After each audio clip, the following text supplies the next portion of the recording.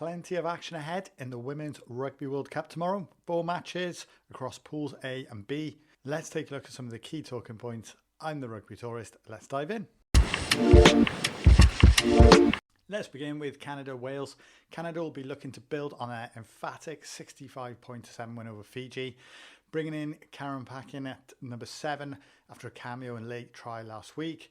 Expect her to disrupt the Welsh ball with her jackling.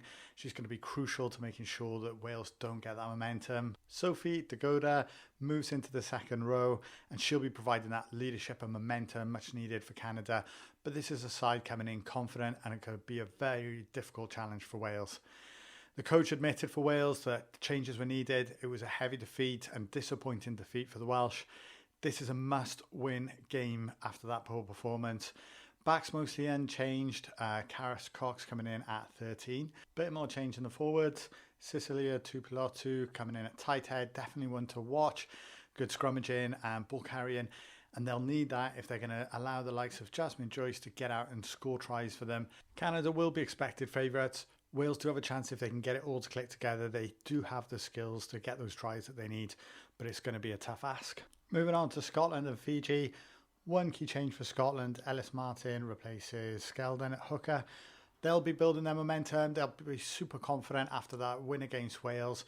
A bit of squad rotation may come into play, especially later in the game, but ultimately this is going to be a side full of confidence looking to get their second win and build that momentum into the tournament.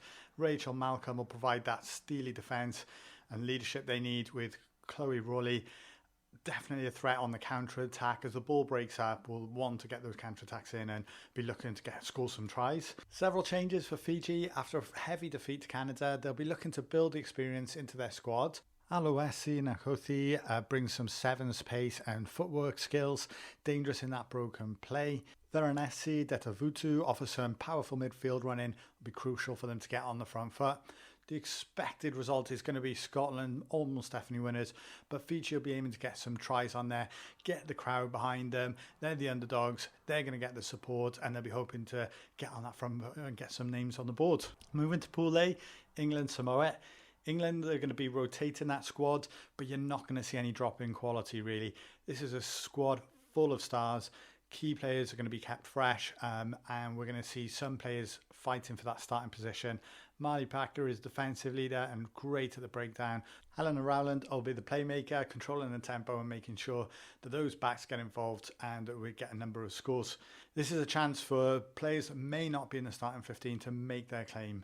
For Samoa, this is a number of changes from last week's defeat to Australia. They've still yet to score in the tournament and they will be targeting getting on that board. It's going to be a difficult battle against a very strong English side, but this is a good chance for those players to get involved and get their name on the board. This will be an English winner in almost certainty, but it's a great experience for the Samoan players to get on the world stage, and it's hopefully there'll be a good atmosphere and some great tries. Finally, we're over to the USA and Australian game. The USA have made a few changes after their loss to the English in the opening game. Looking for an upset, but it is a tough challenge. Australia are a strong side. They'll need the likes of Elona Maher to make those powerful carries. Last week, just seeing her with a number of players on her, still making forward momentum. And then need Kate Zackery as captain to set the tempo and make those turnovers. For Australia, a couple of tweaks on the front row, but largely consistent over their 73-0 impressive win over Samoa. Emily Chancellor will be leading that work rate, making sure the defence is strong.